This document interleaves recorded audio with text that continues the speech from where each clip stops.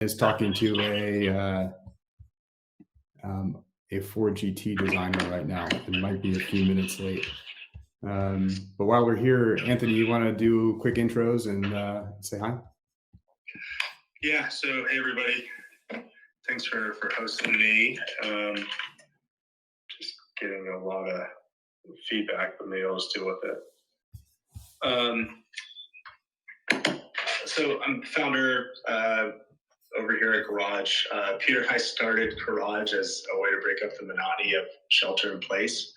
Over the last year, we've been working with Ian Wood to put together an initial collection of our Genesis collection, Genesis NFT drop, which will debut very soon. Along the way, we've been able to build relationships with some amazing people like Stefan. So we're very excited to be able to spend some time with him. I'll let Peter introduce himself and tell you a little bit more about his background. And then when Stefan jumps in, we'll introduce him and get going. Cool. Yeah. Yeah. Looks like Stefan is almost here. Yeah. So I'm Peter Miller. Anthony and I have known each other for the better part of like 10 years now. And beginning of COVID, we started chatting about cars and more cars and more cars, and then eventually NFTs. And around this time last year, we realized there's something special in NFTs, Web3, and motorsport, and it has kind of blossomed into Garage, what Garage is today.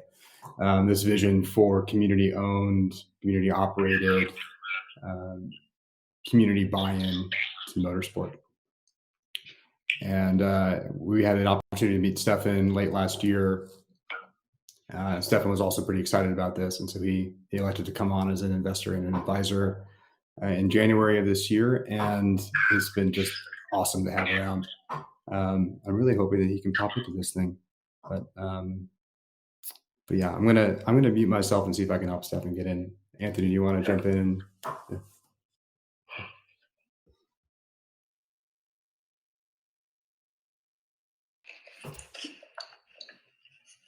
Cool. Maybe Anthony, maybe talk about some of the conversations you and Peter were having during shelter in place, and what got you really excited about building Garage.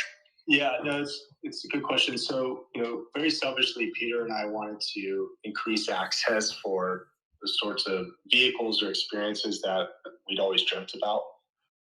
Things that even if you had all the money in the world, sometimes they're just a little bit out of reach. I think in the automotive space, some things are just prohibitively rare, and you need to somehow create a lot of leverage for yourself in order to get access to these sorts of things. In the beginning, we just wanted to get access to the cars that we absolutely loved, and so we played around with a couple ideas. I think the one that probably had the most traction was starting a fund. So as many I work in venture capital now.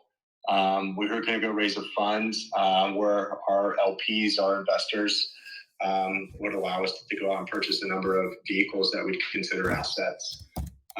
We'd store these vehicles. We'd give our investors access to the vehicles to experience them. I think what we ran into is that we'd probably end up in a little bit more of the real estate business than we'd be in the car collecting business. We'd have to store them. We'd have to maintain them. The insurance and liability on it would be pretty severe.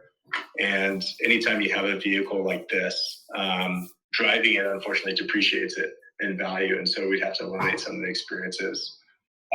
We saw a confluence of things happening.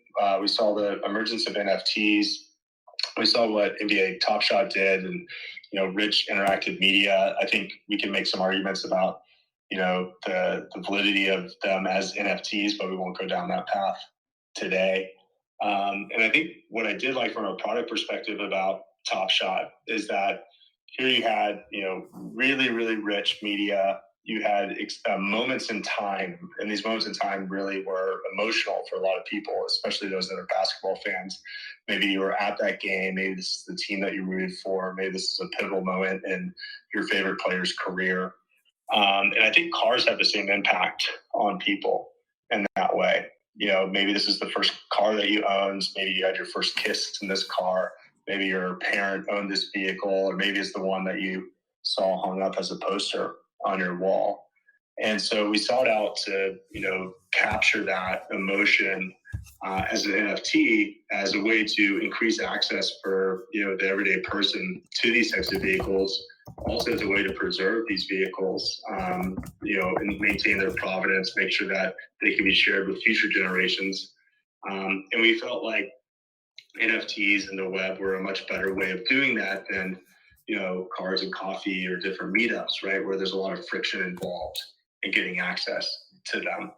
So we set out to, find an artist. We actually went down the 3D path for renders, and we're pretty unhappy with what we put together.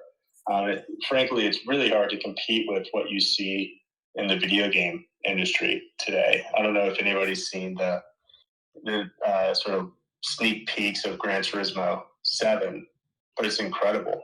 So to be able to try to compete on that plane, I just don't think is possible.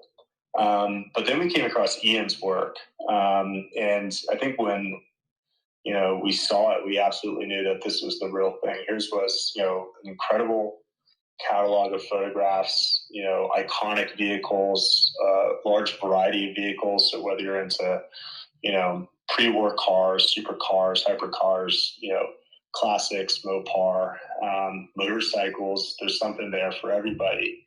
And over the course of the last few years, Ian's developed his own style, naked color, which just absolutely stands out. Even for my wife, who's not into cars, she loves these posters. This is a sample. Or pictures. We've got a couple like spare images that we've got around the house now, and she adores them. I think it's really, really cool.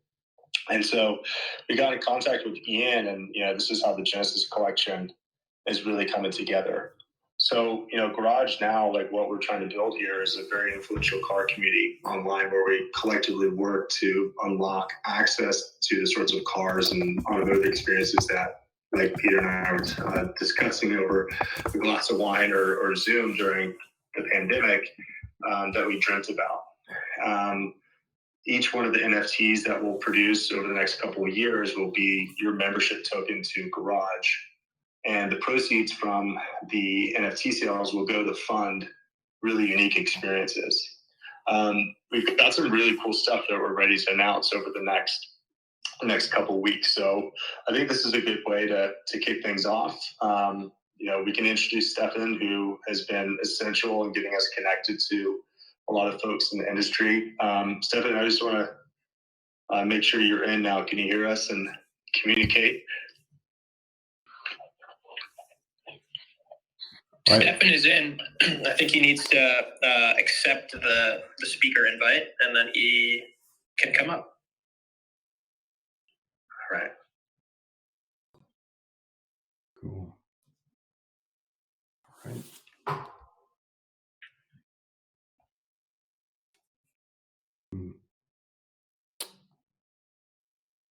There we go. Hey, Stefan. Yes, sir. All right. How are you? Yeah, good. Thank you. How are you? We're doing great. Thanks for coming on. Thank you. Thank you for having me. Stefan, so excited to see you here. We've had Thank you. We've had a lot of really fun conversations over the last few months, I think, actually. Yes. I'm really excited to have an opportunity to go into some more detail. But Anthony and I have a million questions for you. We've got a whole bunch of questions from the Garage community to go into. But I'm curious if you've got a place you want to start today. Anything that you're excited to share about Garage or any of the recent things that you've been working on? Anything that's top of mind for you before we dive in? Well, I mean, when I heard about the Garage, obviously, I'm a car lover, and I think this is a natural progression of the NFT space, to have really cool cars and a great community of like-minded people that all enjoy everything to do with automotive, really, and including racing, of course, which is my background. Well, yeah, let's jump in. We'll do a quick introduction for you, Stefan. So for those that don't know, I assume most everybody knows, so I'll make it brief, but Stefan spent most of his life racing cars. He had a 10-year career in Formula One, driving for teams like Ferrari, McLaren. He made the switch over to Le Mans. He's won it on 2 different occasions for Porsche and Audi. Today, Stefan, you spend your time, as an artist, a painter. You also design watches, and you're also managing some world champions within IndyCar, and as well as some up and comers here. So I don't know if you'd like to add more to that, Pete, but I think the career really speaks for itself. Yeah, I've been lucky enough to be able to race cars pretty much my whole life. Thankfully, I've never had a real job my whole life. Yeah, you've lived the dream for us. It's worked out all right until now, at least, so that's good. And I stopped driving myself some years ago, but Scott Dixon, of course, is one of my the people I work with, and we've been working together for so long now that I feel like we're more like brothers than client and whatever. But yeah, it's my passion, of course, the racing and cars in general, and the art is something I've been doing in parallel with that. But really, cars and racing is really what makes my heart get excited. Yeah, that's awesome. So Stefan, when we first met in person back in January, we did a walk around a Brabham BT 35 or 36, and we had an awesome discussion about your first race car, the BT 34. I'd encourage everybody here to go track down that video. It's posted on YouTube, it's on Discord, and it's on Twitter and our Instagram. So it might be fun for everybody to track that down. But maybe moving forward from there, we can start with 1983 if you're up for it. Sure. Cool. So I just think that year was particularly interesting. There were 11 or 12 F1 world champions still racing in F1. You entered 83 late in the season with Spirit, brand new team. First time we saw Honda Power coming into F1, and they went on to build one of the. So still, it's a phenomenal power unit, but with that MP44 in 1988, really changed the game in F1. But I'd love to hear from you what that was like to enter F. And that was you'd raced in 81, but 83 coming in with a new team. Late in the season, placing as high as 7th, which was incredible. What was that like entering F1 with a new team in 83? Well, it was, it was great because it was, finally a big opportunity for me to come into Formula One. I had a slight dab at it in 1980 with a team that was about to fold. They folded 2 races later on. Actually, I only did the first 2 races. And I was completely unprepared for anything to do with F1 at that time. I'd never driven anything more powerful than an F3 car, the first official practice session in Buenos Aires. So it was quite overwhelming, to say the least. Every one of the heroes is like surrounding you. Every corner, I spent more time looking in the mirrors than I did in the Oh, that's funny. But so then fast forward to 83, which was, it was a progression of the Spirit Honda Formula 2 team, which I was part of in 1982. And then they decided to go to Formula One, and luckily they chose me to be their driver. So, we did a lot of winter testing, and then joined the series about halfway through the season at Silverstone. And it was great. I mean, it was, at the time with these crazy turbo cars, that were just starting, they were like hand grenades. They were blowing up more than they did not. For almost every one of them, not just ours, which but massively powerful and very low grip in the cars back then. It was mostly tire grip and a massive amount of horsepower. That's where the speed came from. And the aerodynamics really didn't play a big part at that point. And I mean, you talked about the transition going from Formula 3 to Formula 1. I imagine you had some idea of what the hurdles were, but what really were the things that you knew coming into it? And what were some of the things that you just had no clue that were totally unknown to you?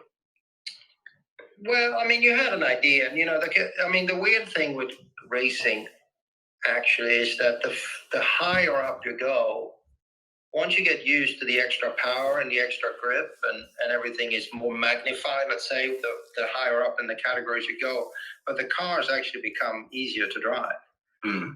Because better engineered. You have more grip. And horsepower is a good thing because it's actually quite a good way to get out of trouble when you have a bit of power. If you get all crossed up, you can always give it a bit more boot, and it'll sort of straighten the car out sometimes for you, whereas in a low power car with very low grip, you got to be so precise and absolutely smooth as you can be all the time. Otherwise you just scrub too much speed and you even think lifting, you're going to lose a tenth or two. So it's really all about momentum. Whereas with a big horsepower car that doesn't have that huge amount of grip, you can hustle the car and really get more out of it by just driving it a little bit harder. It's funny you say that, because when my mom's parents asked why they were crazy enough to get me a V8 for my first car, that was exactly the reason she gave to all of them, was that he needs the power. If he needs the power, he's got it. All right. Your mom must have done something. Oh, yeah. Well, she likes to go fast. That's where I get it from. Well, can you talk to us about developing the car? The relationship between a driver, his car, and his team seems to be, a lot like a marriage, if not even more sacred than that. So what was that process like? Yeah, it is, absolutely. During the racing season, with the calendar, it's pretty close. And it's it's incredibly intense the whole time. And, your engineer, you spend more time with your engineer than you do with your wife almost, So, it's like you constantly together. It's always, bouncing ideas around, and stuff. So, it's an incredibly intense environment you're working in all the time. And of course, but I love it, the sort of being in the engineering room, and every now and then, you come up with something, that really makes the difference, and it's unbelievably gratifying, of course, when you find the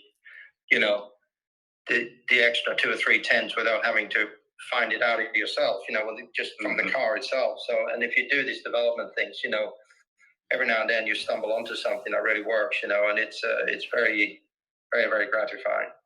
Now, just a follow-up question on that. Was there a time where just things fell out, right, where you just have no clue what happened? Maybe you had something really working, and for some reason you just kind of lose that grip, or you lose the power, or you lose edge.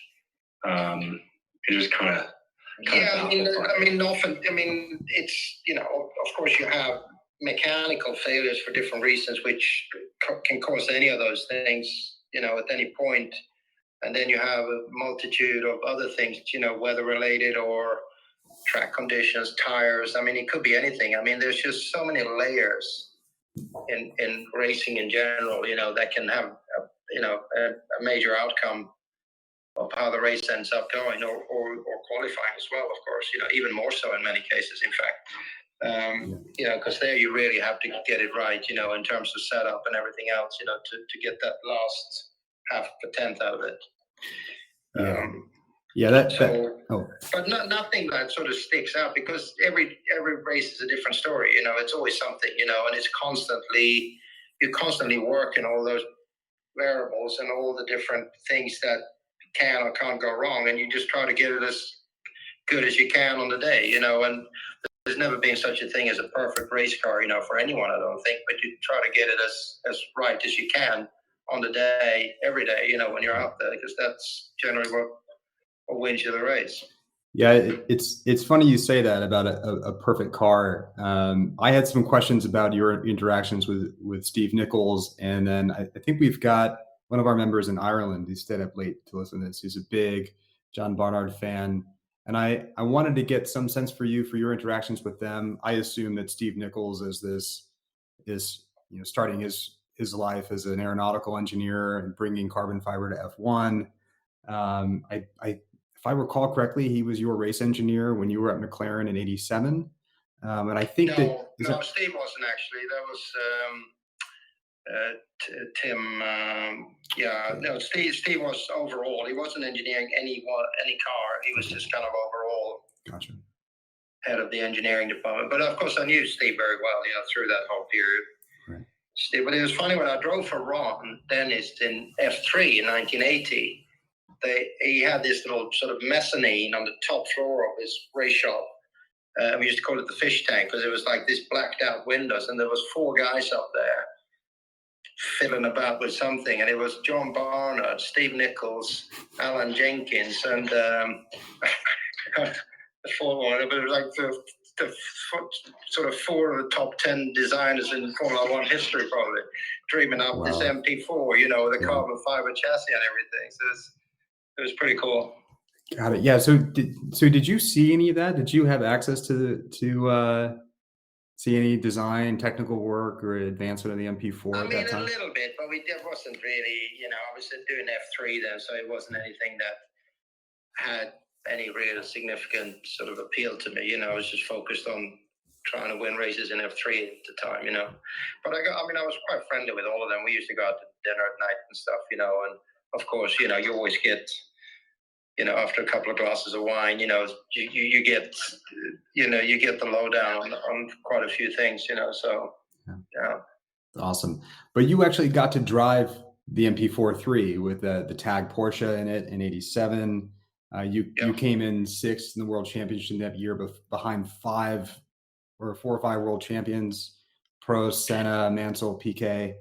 I mean, unfortunately, it wasn't a very good year for the team. You know, it's probably one of the worst cars they've had. And I mean, the tag was at the very end of its development, and there was a huge amount of unreliability in the engine that year. We had a lot of problems with the turbos in particular. So Prost was only 4th in the championship, and I was 6th. I mean, it was a bad year overall for the team. But nevertheless, you know, I mean, it's fantastic to drive for a team like McLaren the way they were, you know, because they really, when Ron took over McLaren, I mean, they just moved the goalposts for every team, you know, the level of preparation, you know, just everything, the appearance, you know, hospitality, everything was absolutely the best of everybody in the paddock, you know, so it was a great environment to work in. Yeah, I mean, it sounds like it's an amazing environment there and something you remember very fondly. I wanted to ask you a little bit about your time with Ferrari too. I imagine you were treated like a god in Maranello. I imagine any young race car driver just dreams of, you know, being in that environment. What do you remember most fondly about your time there?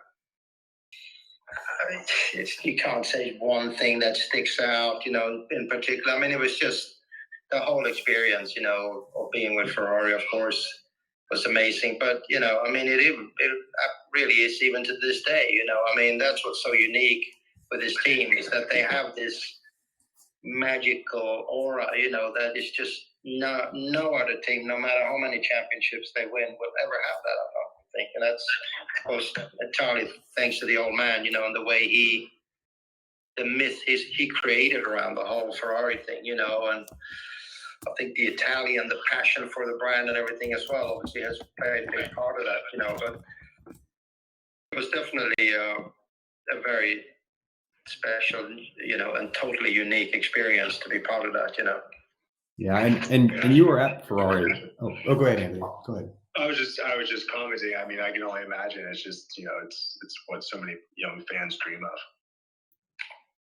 Yeah, I mean, it's different when you're in the middle of it, of course, you know, because then that whole sort of romantic thing kind of dies, you know, and you just focused on the job, of course, and then being in the thick of it, you know, especially then was like, the joke was always like, you make one friend and you make 2 enemies, you know, so it was very political, and, you know, you had to watch your back the whole time, you know, and really sort of navigate the landscape, you know, and for me, it was a little bit too early, really, frankly, in my career because I hadn't done a full season with any team when I joined Ferrari. Mm-hmm. So I really hadn't had the benefit of like being close, working from the beginning with a brand new car, you know, with a team. I just kind of got thrown in the deep end, you know, when after the season had already started in '85. And then '86 was my first year as a sort of a full-time Formula One driver. And, you know, unfortunately, again, you know, the car, the '86 car wasn't the best car the Ferrari had either, you know, so the goal was really just to beat your teammate, which I managed to do that year with Alboreto, finished 5th in the championship. But unfortunately, it was never a winning car that year.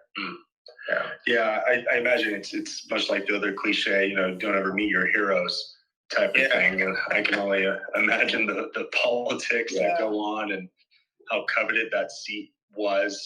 And just, the fact that you were transitioning into a new team. I don't want to use the word, all the pressure there, right? No, but there is an enormous amount of pressure, that's part of, any team you're in at the sharp end, and I always say that even now, you will see, which often happens, these young guys, that have a massive amount of promise, and then they get thrown into, the Ferrari, Mercedes, Red Bull, and if they don't perform every single practice session, then, the media starts questioning, what's wrong, is he finished, blah, blah, blah. It's all constant, barrage of commentary, especially in F1, because it's so much bigger than anything else, Of course. So, so it starts, after a while, I think it starts playing on your head. You can see it, but, like so many fast kids coming into Formula One with the Red Bull program, for example, and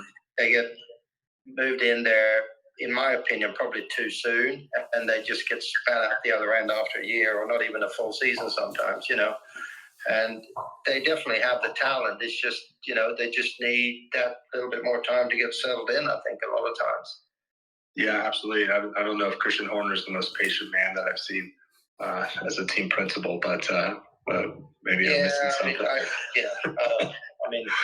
I don't know who calls the shots in the end there, but I think it's, but they've certainly had a lot of talented drivers through the program. There's no doubt about that. Oh, yeah, absolutely.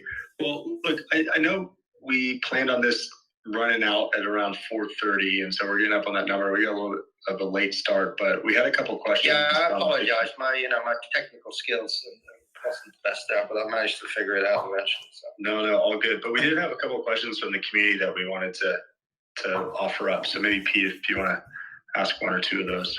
Yeah, sure. I think that looking back over the last, we talked a lot about F1, but looking at like your IndyCar experience in the early 90s, winning Le Mans in 97 with Porsche, and again in 2003 with Audi. Audi was just a class when it was an overall. It still counts in my heart, Stefan. But yeah, I'm kind of curious. Is there a moment, looking back, that stands out as really pinnacle for you, or a really meaningful turning point? Maybe something that you think about, but that you don't often get a chance to talk about with other people. Anything that comes to mind that you'd like to share?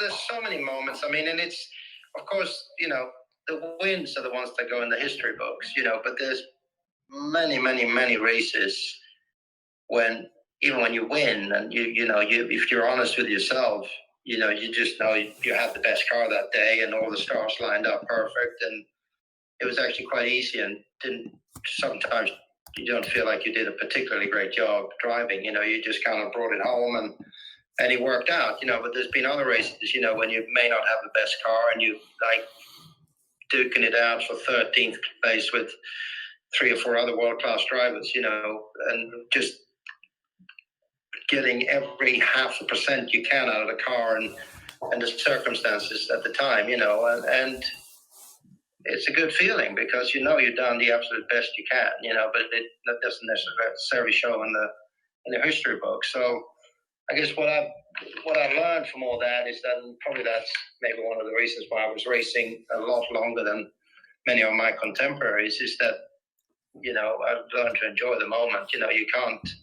You can't always have the best car, but you can still really enjoy the experience, and knowing within yourself that if the stars do line up and you get in the best car, you can still get the job done.